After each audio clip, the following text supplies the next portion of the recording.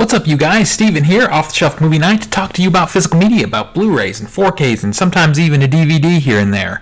Anyway, we like to buy and own our media, our movies and our TV shows, and even music. However you like to actually own the stuff and not just borrow it or rent it and pay in perpetuity with streaming or digital copies and that kind of thing. So it's time to pull something off the shelf. Let's talk about some cool stuff. If you haven't already subbed me up, please do so. That way you can stay in the know about what I'm talking about. I've had so many pickup videos lately. So many.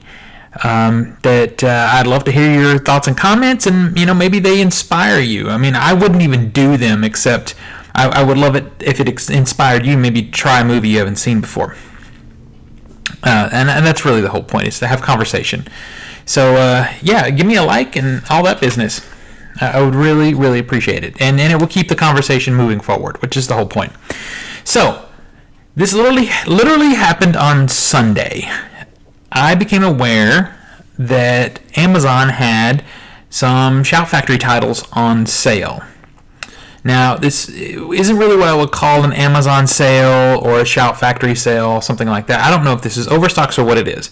But at that point in time, when I went through the Shout Factory store on Amazon, there were a lot of titles under $18. From $12 to $15 or $16, something like that. And I needed to order something else from Amazon anyway. So I grabbed a handful of titles, just a few, or not even a handful, a few titles. I mean, there have been so many sales lately, I couldn't see myself just, going crazy buying stuff. I mean, look at this stack right here. This alone, this is from recent pickups. If you haven't watched the previous videos of stuff I picked up on sale, and that's not even all of it. That's not even including all the Criterions and everything else. It's been a great first half of the year for collectors and getting things on sale. So, and it's going to continue. There's other sales coming, and before we know it, we'll be to the summer Criterion sale. And for that sale, I think I'm only going to buy one title. It's a very expensive title, but we'll see. What else? I mean, I actually have something else that I really want right now that I might buy, not even on sale. I just really want it. I'm going to save that, because if I do get it, I'll show it to you. And I have so many things coming in. So anyway, basically I just bought a few items, and some of the items were same-day ship. So I bought them really late Sunday night. I mean, it may have even been after midnight. I don't know when I found this sale out. And a couple of them came yesterday, which was Monday as we record this, and then the other one came today. So I have two packages right here that I'm going to open up for you, and we'll take a look at what we've got. Like I said, I just bought a few. This is going to be a short video. I only bought three titles, but I have another video coming up. I have a Hamilton book order that could be here any moment, and that is at the minute that pops in, I'll record that video and schedule it to post. So, that one will be a little more substantial. And then I've got all these pre-order titles coming in. So lots to come. I barely have time to do a video talking about things in review format like I really want to do, because I have so many of these pickup videos. I can't even seem to hold on to this. I'm so anticipating it. I did, just like I showed you, I did just buy titles from Shout Factory and from their select sale. So this is just a few other titles that I didn't get. Now, I know it would be crazy if I actually got a slipcover. I don't really anticipate getting any slipcovers. Most of these are not new titles anyway. But I'm just going to tell you, and this might be a hot take, Shout Factory slips suck. They do. Once in a while, they can have some pretty okay artwork. There's that.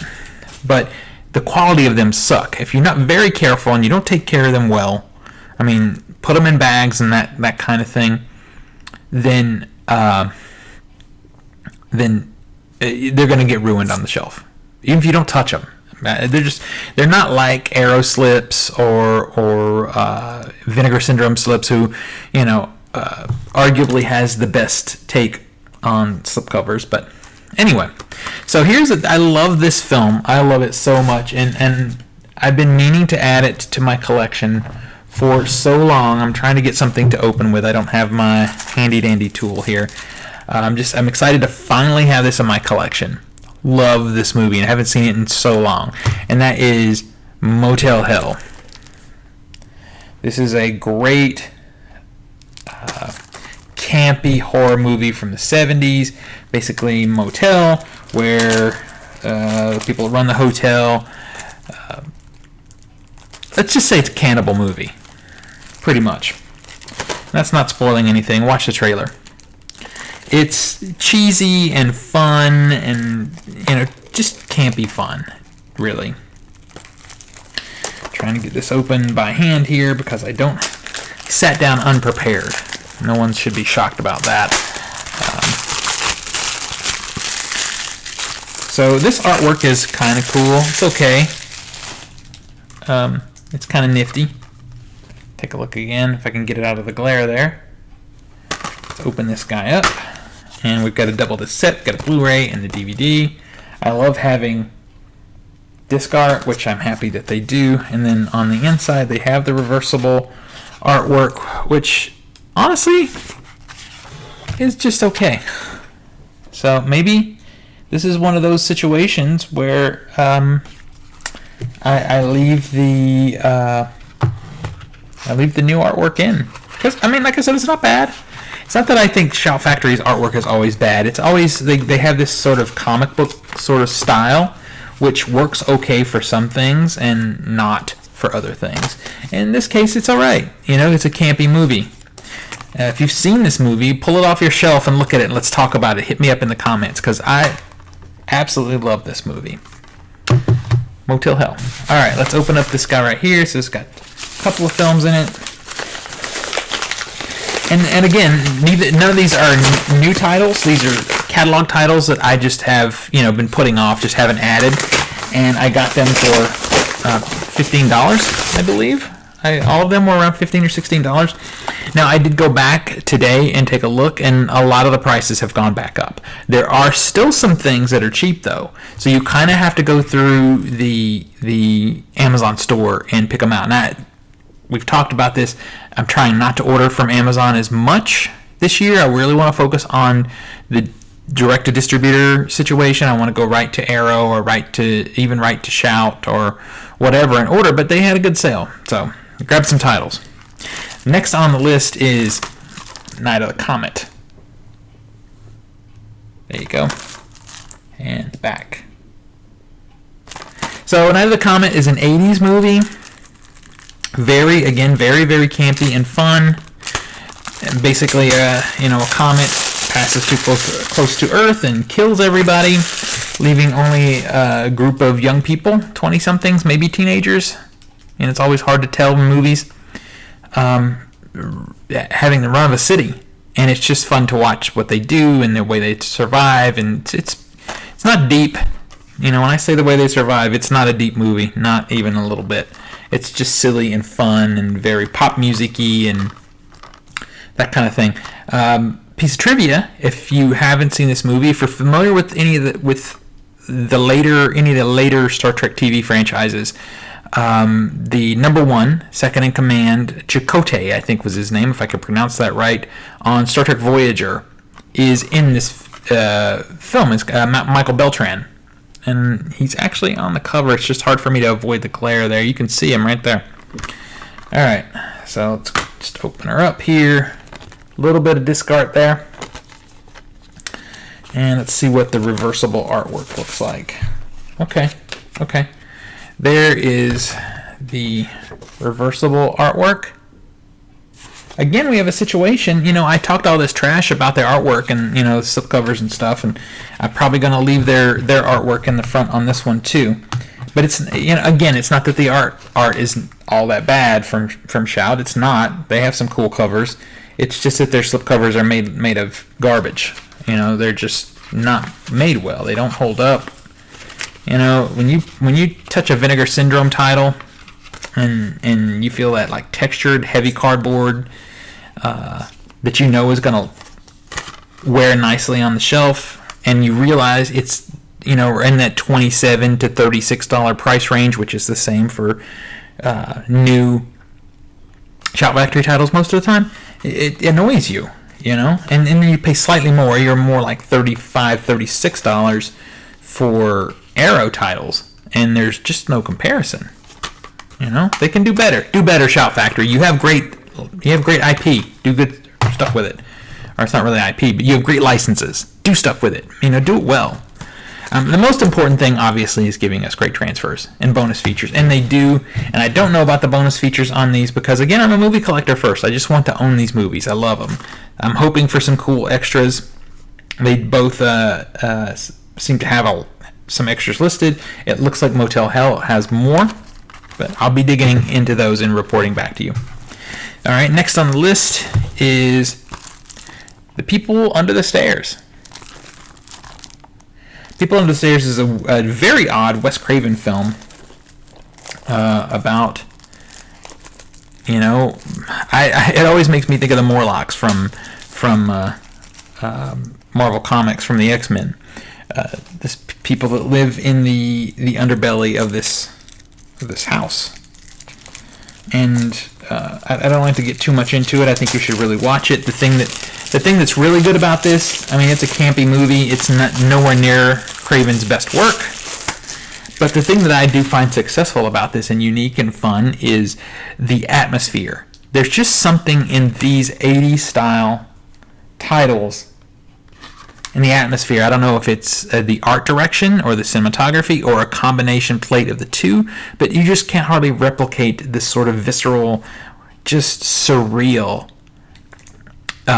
atmosphere that you get in some of these films. And you know, you take someone like Tim Burton or someone like that, and they would go way beyond. They would take it too far into the surreal. This is just slightly off kilter and dirty and grimy and just cool. I have a lot of jealousy of it. All right, so let's take a look at this one. This artwork is okay. Again, it's always so comic booky. It's okay. Let's see how it compares. Are we keeping this artwork too? Let's see. Got some disc art here on the disc, and this disc art is the art I remember. Trying to spin it around here, and honestly, probably going to keep the new art again, because that disc art, that art right there, that's the reversible art also. That art to me doesn't really represent the quirkiness of the film. I mean, and obviously they were going for marketing. They were trying to market a Wes Craven big horror movie thing, blah, blah, blah. But this movie is a lot quirkier than they probably wanted you to know. So I'm not in love with it, but it is better in a weird way than the original art. So I'm leaving that. And the last film that I picked up in this little quickie Amazon discount, not really a sale, just some discounted titles, is the Tobe Hooper movie Funhouse. I love this movie, and I did have mentioned to you off and on that I'm doing a sort of a little mini collection of, because I did a documentary about a haunted house attraction, I'm kind of collecting horror movies that are set in a haunted attraction. You know, either a haunted house or a fun house. And this may be the best of those movies, honestly. I love this movie so much. It's scary. And what I really love, too, is it homages Halloween, John Carpenter's Halloween, in a particular sequence. So it's just a fun thing. You know, young people go to a fun house for a fun night out, and they end up in there after close, and you know, they get slaughtered by the people that run the fun house. So it's cool. It's Tobe Hooper when Tobe Hooper was really killing it in the 80s. You know, obviously Texas Chainsaw will always be Tobe Hooper's best work, but I think, you know, some fun things that he did get overlooked sometimes, and this one is one of them. It's such a good movie. It's so much fun. Front again and the back without the wrapping on. Maybe it's easier to see. And on the inside we got that disc art that we all love. And let's take a look at the reversible art. Okay, I'm going to flip this one because this is the reversible art, and this is the art that I remember seeing so often in video stores growing up. This art, you know, I don't think this art is representative of the movie. The original art pretty much is, though. I like it. So that one we're going to flip. In respect to Shout Factory, it's a pretty good ratio, though. I usually, more often than not, flip to the original art. You know, And honestly, I guess I do on most titles. What do you do? Do you always flip to the original art, or do you like the newer stuff? I think sometimes, in the case of Arrow Video in particular, the newer art is quite good, but the nostalgia bug gets me. You know, if I'm buying something I've seen before, if it's a cold buy of something new I haven't seen, or something old that I haven't previously seen, lots of times I'll leave the new art in place. But the nostalgia bug, man, just that artwork right there, dropping everything. It just gets me. It just reminds me of being a kid and seeing horror movies that I shouldn't have seen, and loving them and watching them over and over again and that kind of thing. So usually I do flip the art. So again, a very small pickup. Probably should have waited on it and combined it with something else, but I don't know. I was excited to get in these packages. I've said this before. It's very hard for me to hold packages and stack them up and wait to open them, because I have a rule. You know, my rule, and I've said this before, my rule is books are meant to be read, movies are meant to be watched, and toys are meant to be played with. So I don't buy things and let them sit. I'm going to watch all 4 of these movies within the next week. You know, I buy them because I'm desperate to see them. I'm desperate to add them to my collection. I'm going to get into them. So that's it. That's it for my Shout Factory pickups. My advice is to just, you know, let that be a thing that we start regularly taking a look at. It's a Shout Factory store on Amazon, and maybe they're just clearing titles or something like that. Whatever it is, $15 for a Shout Factory title is a good deal. So brand new, factory sealed, $15. I've paid $15 for a lot of Shout Factory titles used without slipcovers, just because I wanted them in my collection, wanted to see them, that kind of thing. So did you get anything? Let me know in the comments. Until next we meet, pull something cool off the shelf, share it with your friends and family, and remind them why physical media is the best way to watch films and TV. I'll see you guys on the next one.